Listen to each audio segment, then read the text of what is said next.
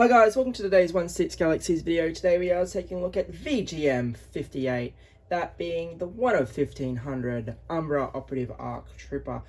Huge shout out to Jefferson Tan, who was able to get me this for about 470 AUD shipped. So Jefferson was able to get them before all the prices spiked. I did see some sellers jumping up to 530. I saw some sellers then jump up to about 700, and then there was that one seller that decided that about 980 Australian was the way to go. Absolutely insane overpricing on their behalf, just plain ridiculous.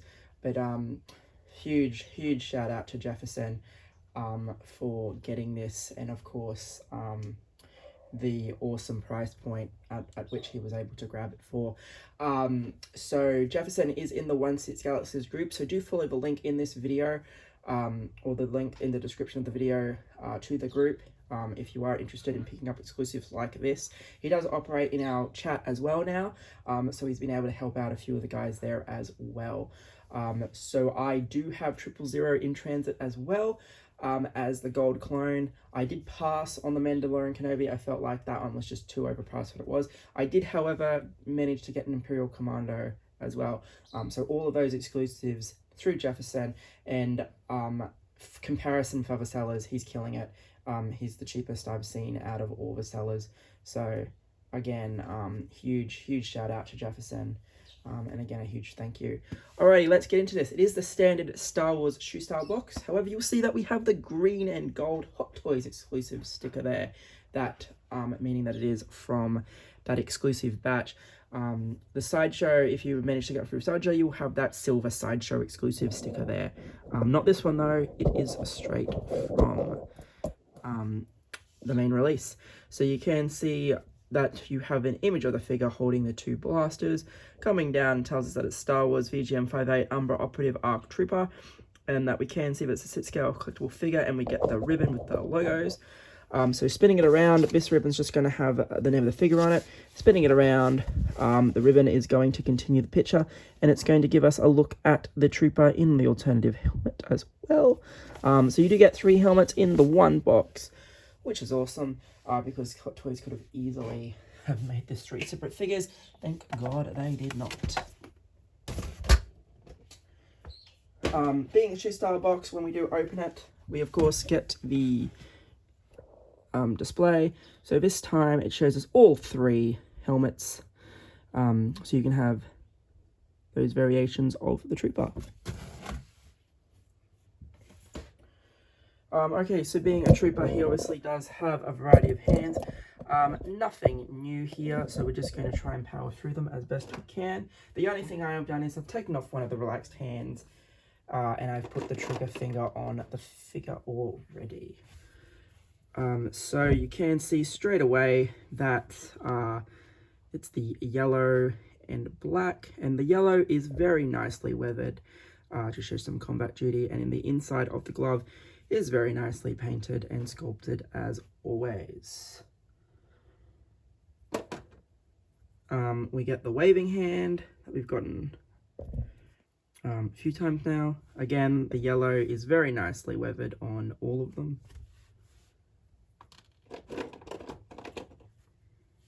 We have the opposite trigger finger to the one that I've put on the figure.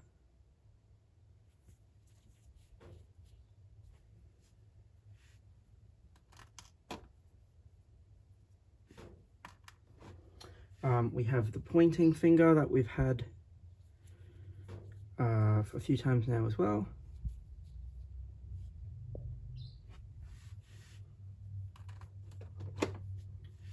And then we have the fire, charge, move forward, whatever signaling hand as well.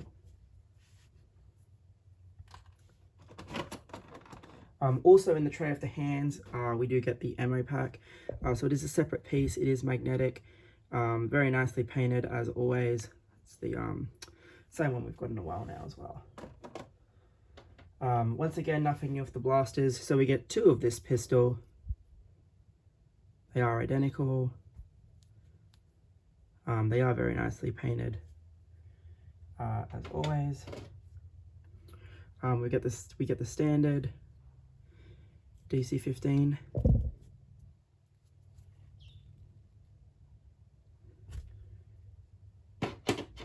And then of course we get the DC 15 rifle. Again, all weapons very nicely detailed, very nicely painted. What you would expect. We do get an optional rangefinder for the Phase 2 helmet. And like Rex, we do get an optional pair of binoculars for the Phase 2 helmet as well.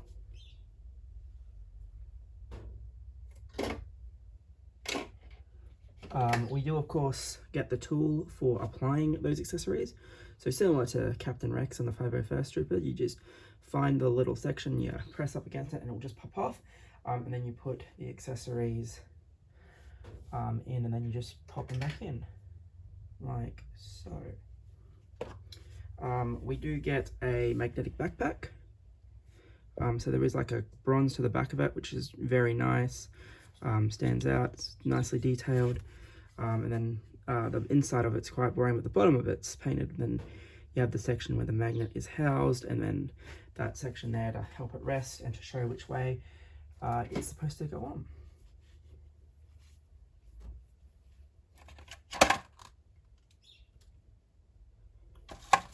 We of course get the display stand.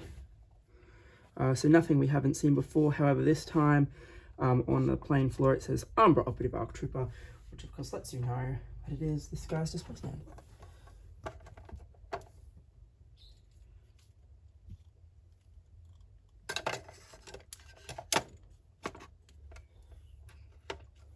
Alrighty, let's get him out here.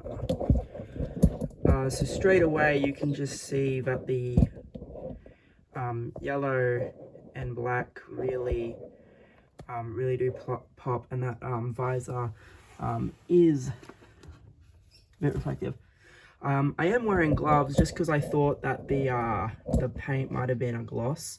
The new Vader from Kenobi is real glossy, and so there's probably a high tendency to leave fingerprints on that, and so I thought I would wear gloves just in case this guy was the same, but it is a matte black, so probably not too much of a chance of leaving fingerprints, but I thought I just wouldn't take a chance. You also, he'll have the same articulation as all the other clones. He's the same body, he's got the same undersuit and whatnot, so there'll be no issues with articulation. Just being a super limited figure just depends on how dynamic you want to be with him, I suppose. It's everyone's choice. So yeah, we can see again that the yellow on the armor is really nicely weathered. We see the Phase 2 helmet, so that's the default helmet. Like I said, we do have the Phase 1 helmet.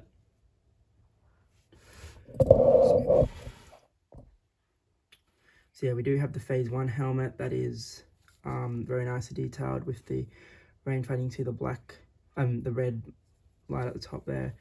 Really quite cool. You can see that slight reflection in the visor. And then of course, we get the Phase 2 Commander helmet. There is an extra piece that you do peg in on the right. So this piece here wasn't originally attached. You do need to attach it to yourself out of the box, which I think is quite good, because yeah, that does look quite fragile, and I can see some problems. But again, the yellow is really nicely weathered, and regardless of which look you pick for this guy, he really does look like he is seen some action. The other main thing to keep note of as well is that the tray for the helmets is actually under the tray. It's very obvious because you see the line. They do make it very obvious that there is a clamshell taped to the underneath, and you just undo the tape and then it slides down and you're all good. But yeah, I just thought I would mention that. So coming down, you can see that he has the dual pauldron there. You can see the awesome weathering on the chest there, and it's got the stripes. Coming down, you can see the skirt, and his boots, and then of course, nameplate on the display stander there. So moving him over, so coming down, you can see again the weathering on the armor there. He does have the unique, I guess, rocket mechanism there next to the communicator. You can see the relaxed hand and the skirt. Now, I don't think it's going to come across rather well, but there is actually a slight weathering to the skirt as if he has been through the mud, which I think is quite cool. It's done very lightly, so I don't think it's going to be much of an issue for people, but it's just something to be aware of. I think it's probably quite noticeable on the back more than the sides, but that light weathering is there. So while we do have him turned around, we'll make use of that magnetic backpack. So it just magnets on like so. Super simple, looks pretty good, does its job. You can see the holsters for the pistols there as well. You can see some ammo pouches on the belt. So again, you can pop this section out if you want the rangefinder on the Phase 2 helmet. Of course, you can have the rangefinder and the binoculars too, if you wish, I believe. So there's the other gauntlet there. Again, you can see the ammo pouches on the belt. And then bring him back around. So yeah, I'm super stoked to have this, and again, he is super limited.